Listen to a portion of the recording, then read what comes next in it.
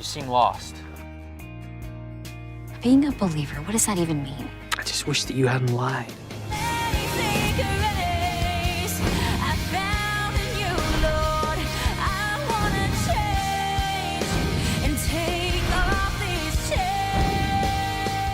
I wanted to say thank you for opening my eyes, my heart to all of this. For the first time, I have this sense of purpose in my life. Praise God.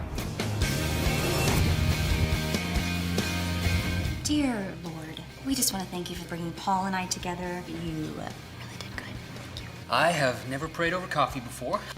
Do you have any water?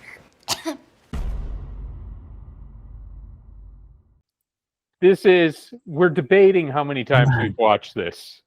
You know, we think that this might be the fourth time we've watched this, but it might be the third. We're not sure. We've had like 4.5 years of movie night now, and we may have watched Christian Mingle around once a year. And gotta say, love this film for all the wrong reasons. In fact, I can't even tell you necessarily why I love the film. I can tell you why I hate the film, or why I should hate the film. And I think that's why I love it, because, you know, there's just so much to hate about it. There's just so much that's utterly perplexing to me about this movie. It really does, in a lot of ways, seem like a parody of Christian culture. Not at all any bit of advocacy for it. But of course, it's also an advertisement for ChristianMingle.com, the Christian dating site. And it's about a lady who's turned 30, and she's only had 2 serious relationships, or 2 relationships at all in her life. I mean, this is already getting a little crazy for a Christian film. I'm sure she didn't pork them, so don't worry. But she works in a marketing company, and she's working on a hair growth product, trying to market a hair growth product that doesn't work.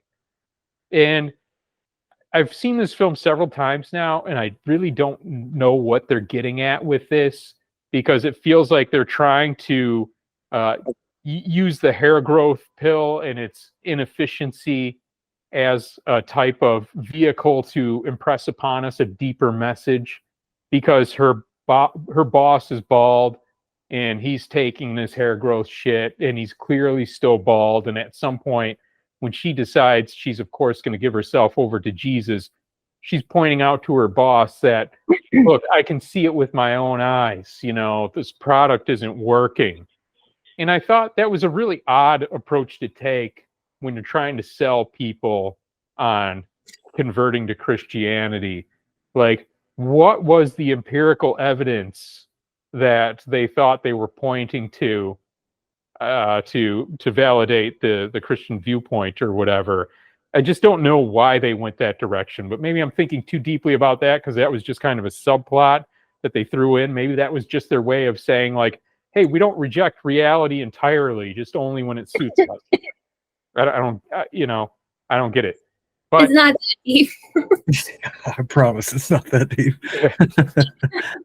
But it's something I've noticed watching Christian films, is that when you do get the wild single woman in the films, they have so many parameters that they can't go beyond, or else it's going to be offensive.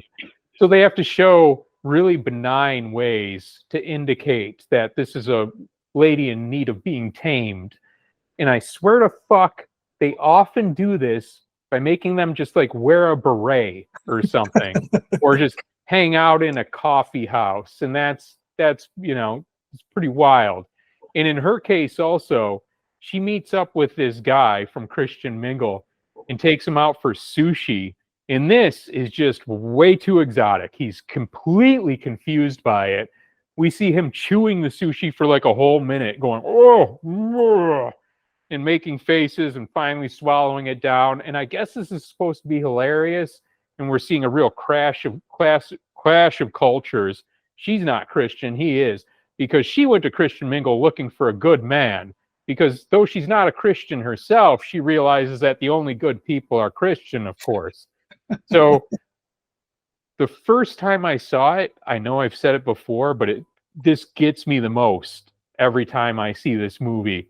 When she first meets up with the first guy she gets a hit from on Christian Mingle, he comes up to the window of the cookie shop she's meeting him at, and he's looking in the window like an idiot, like he's a gorilla in the zoo, just suddenly realized there's people at the other side of the glass, and he's just like, whoo, whoo, and you're thinking like, okay, this guy's clearly an idiot. And then he comes in and he sits down. He's like, oh, hi.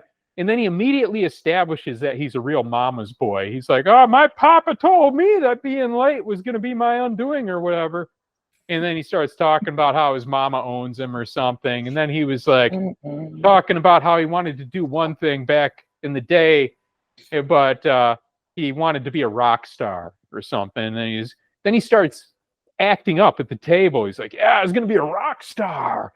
And I was thinking, okay, of course she's got to go through a couple losers before like the handsome guy meets up with her and is like, oh, hi, I care about your feelings and shit. Like, I was like, this is a Lifetime movie, because in many ways it is. But this guy is like the stock photo of a fucking nerd. Let's all go to the lobby to get ourselves a treat.